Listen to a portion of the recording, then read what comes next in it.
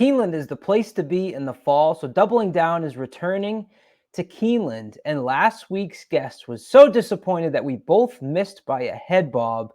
He said, you got to get me back on the show. I need to get revenge at my home track. So Tim from Riders Up joins us again on this week's episode of Doubling Down.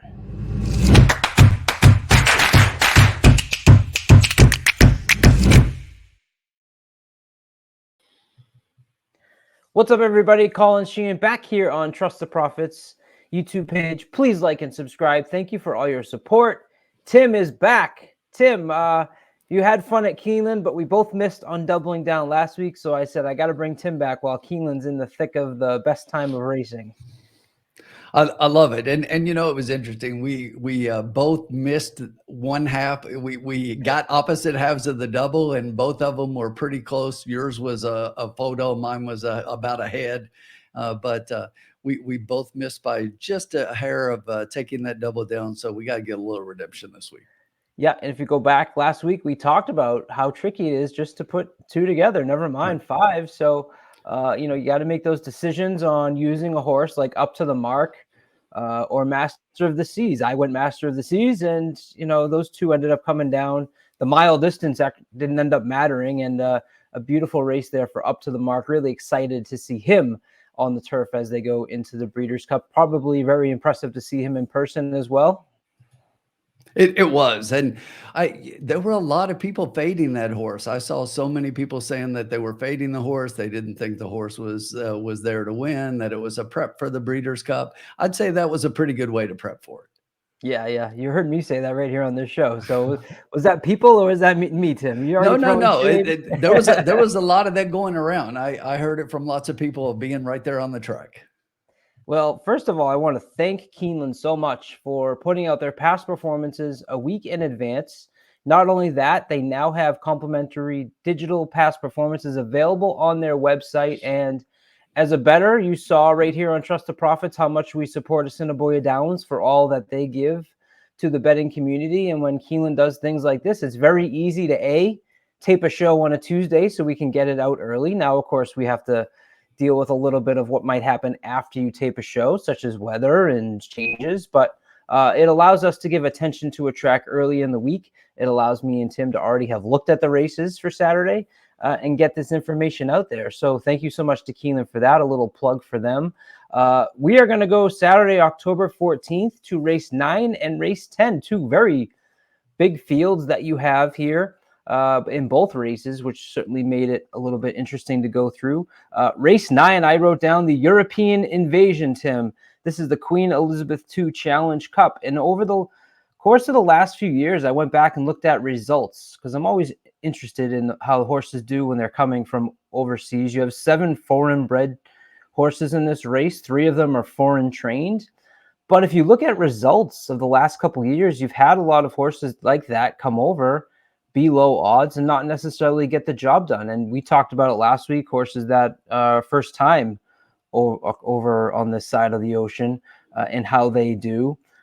Gina Romantica was your winner last year, who actually won the First Lady last week. Chad Brown has won 4 of the last 5 editions of this race. He has 2 horses in here, the number 10 and the number 11. Enough of me talking, Tim. Where are you going in the Queen Elizabeth? Well, let me just go back to your comment real quick. And I think that the Euros, they haven't been as successful lately in some of the key races. But if you take a look at the Breeders' Cup, the Euros came in and dominated the Breeders' Cup turf races. And I just think that a lot of that is attributed to the turf track at Keeneland. That turf track at Keeneland is a little bit different. First of all, it's one of the best turf tracks, I think, in the entire country. And if you look at the thing, it just looks great all the time. And I think they do a really good job.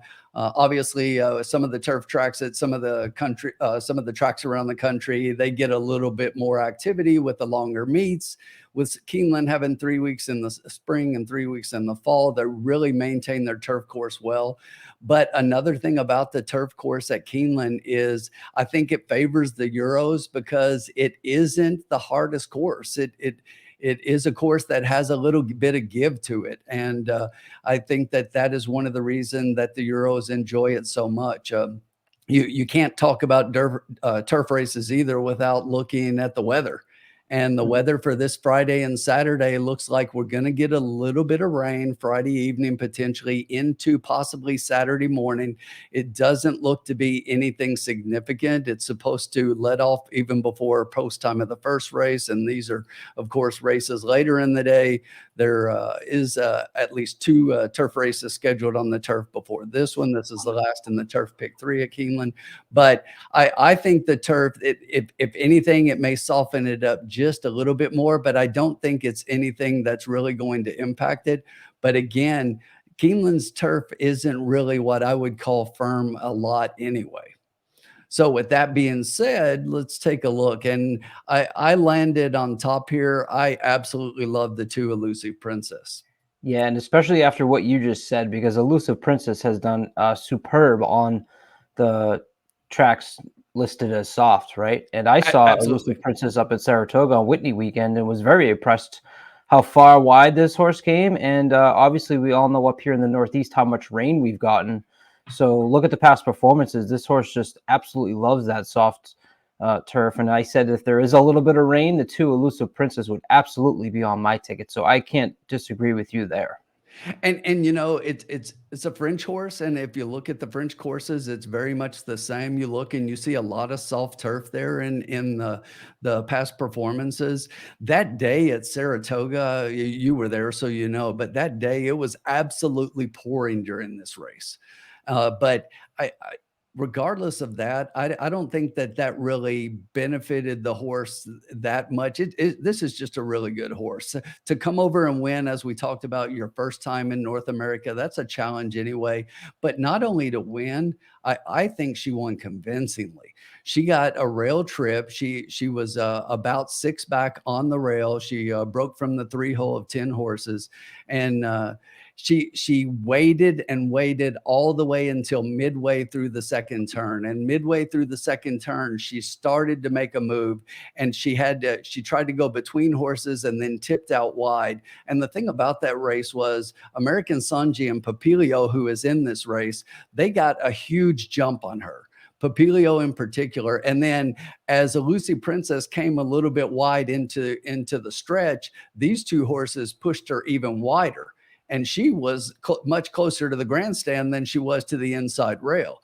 She was probably 8, 10, 12 wide in there, but she blew by those 2 horses and then just won what I thought was easily. And that was a little longer. I think that the horse is going to love the Keeneland track. Gets connections in Pratt and Delacour that these 2 together are firing at 33%. I just think that this is a horse that I almost said single, and I'll talk about why I didn't here in a moment.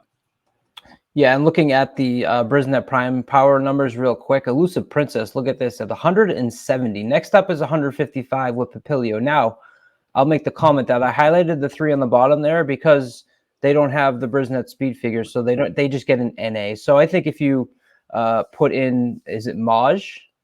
That's the way I pronounce it. I think it's Maj. So I think if Maj was given a prime power number, you wouldn't have as big of a discrepancy. But if it's bigger than 10 points, those hit at almost 60%. So having a 15-point difference there with Papilio shows you how Elusive Princess stands out over the field. But we got to talk about those other shippers coming in, and I know that that's where you're going, Tim. So who is the other one that piqued your interest?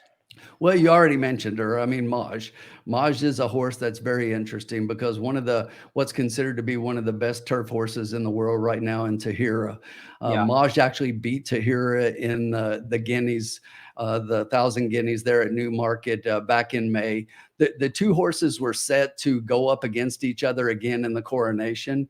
And in the practicing up to the coronation at Ascot there, Maj came back with a dirty scope one day and had a bad cough, and they decided to go ahead and scratch Maj out and give her a little bit of time. So actually, Maj is another one. She's pointed for the first weekend in November, and she's obviously going to be racing in the Breeders' Cup. But they put her in what I think is a very interesting spot here. And if you go back to that race, the one interesting thing about that race when she hooked up with Tahira was Tahira actually put a head in front at one point, and Maj fought back. And I just thought it was a very interesting race. The one thing that a lot of people are going to say is that a lot of these races, to include the ones in Maidan, which Maj won as well, that second one there was convincingly and really easy as I went back and looked at that one. But these are all straight races, right? So these are all on the flat, so they don't have the two turns that Maj is going to face now. But the interesting thing back here, as I was doing some research right now, is that Saeed, the trainer of Maj, has been working her at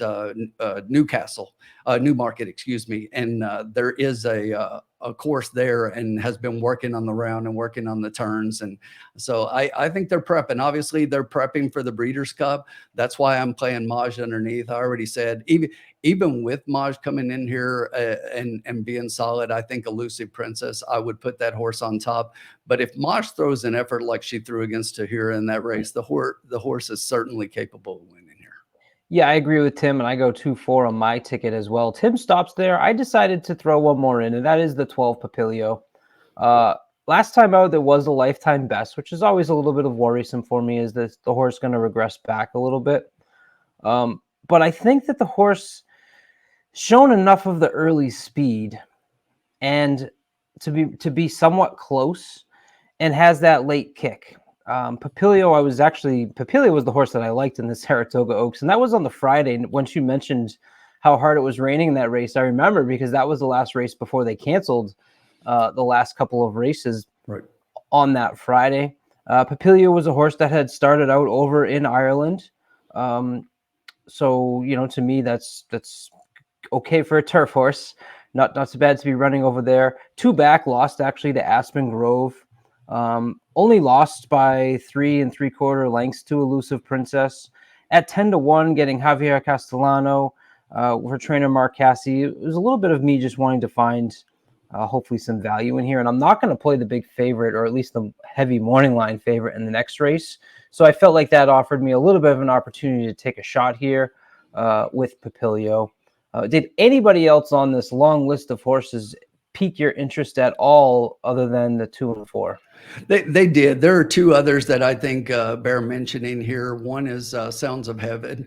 Sounds of Heaven came out of the same race that Tahira was in, that I talked about with Maj getting out of the Coronation there. And in that race, it was really interesting because Sounds of Heaven was running a really good race there. Tahira is just a whole lot of horse. And if you look, you see, Sounds of Heaven actually finished 3rd. If you go back and watch that race, the thing about it was Sounds of Heaven took a bad step right before the line. And that cost her about half a length, and that cost her 2nd place. So this is a good horse, and I think at her best, I still think she's a ways behind the first 2, and somebody to consider underneath if you're doing any kind of vertical wager. And the last horse that I will mention here is if the 13 draws in. I think the 13, Fritas the Red, is very interesting. When you were looking at your power figures there, this is a horse that's near the top. And if this horse draws in, the horse is also dangerous for the exotics. In my opinion, I think it's still a step below the 1 and the 4. But if the 4 doesn't, the 2 and the 4, excuse me. But if the 4 doesn't fire here and this horse draws in, I think this is a horse that could definitely compete for 2nd. You're supposed to fade your Kentucky Downs ankle, though, Tim. But if you look at it, though, I mean, if the horse is running at Kentucky Downs, it's the bad races that I like to throw out. When a horse runs good at Kentucky Downs, I like that angle. And if you look at Kentucky Downs the first weekend in Keeneland, horses coming out of Kentucky Downs performed very well last weekend. We move on to leg 2 of our daily double for Saturday, October 14th at Keeneland. This is race number 10. And right off the bat, when you start off in your past performances, bang, right with the 1, First Mission. If you remember First Mission, this was a horse that was scratched from the Preakness with an ankle injury. I believe was going to be the favorite maybe on the Preakness day, if my memory serves me correctly. This was a Brad Cox trained horse who broke the maiden at Fairgrounds in March and then came and won the Lexington. That's that last qualifying race to get into the Kentucky Derby.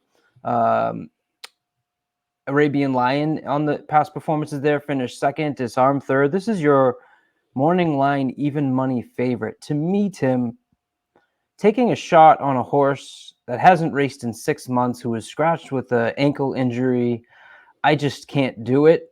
I think that what I wrote down is you have a field here where everyone wanted to try the turf at least once or twice. I thought that was kind of funny. There's just these random let's just try the turf, and some of those were at Kentucky Downs last out. It's like the 6 Roman Centurion running on the dirt, actually increasing speed figures, closing pretty well in the last couple of races prior to that, and then goes to Kentucky Downs and runs on the turf, just to kind of throw it in there. But to me, I'm not going to take a horse like First Mission in this spot. That's just kind of how I play. And what about you? So this is my Maj of the second half. And by that, I mean that if this horse is ready, as Maj is in the other, this horse is much the best. And you mentioned many of those things, but I'm not so sure. Look, it's Cox and Saez. They hit at about 40%. But this horse, there are some okay works here. That 25 September 5 furlong at 59-2, that's a solid work here. But Cox's numbers off the extended layoff aren't superior. And we, as we both said, if this horse is ready to run, probably the best in the field and could easily win the race. So I can't leave the horse off the ticket. That's what I did last week with Locked. I saw Locked as being the winner in that race. I was just going to fade the horse and play against, and almost got through with that one, but I'm not going to do that here. I'm going to leave First Mission on the ticket, but I've got a price on top. I've got a horse I really like that I think has a solid chance in here, and I'm going to go to the 8 and Sakil. Nice. And this is a horse that I think, if you look at the horse, it's a distance specialist, what I would call it. Out of 15 races at the distance, the horse is 5-3-3. So 11 and 15 in the money and winning at 33% in those races. The connections here, Christian Torres is a jockey that I don't think gets enough credit, and he's riding as good as probably anybody on the Kentucky circuit right now. He rode well at Ellis. He rode well at Kentucky Downs. He rode well at Churchill. And now here he is at Keeneland, and he had a good weekend and a couple of good wins last weekend. So this is a horse that I cannot get by. I think that the only question for me in here is whether or not the horse likes Keeneland, does not have a race at Keeneland. I would love to see that. But I think that speed figure in that last race is solid. It's competitive with anybody in here. The horse seems to be actually improving a little bit this year. And I really, really like this horse. That 23 August work up at Saratoga, I know that was even before the last race, but I'm looking and that bullet work on that day, I think that the horse is working well and solid and fit right now. And I think fits right in this race. Yeah, I have 8 on my ticket as well. I agree with everything you just said, especially the distance. I think last time the field there was a little weak, but this horse does well running early enough to remain in contention.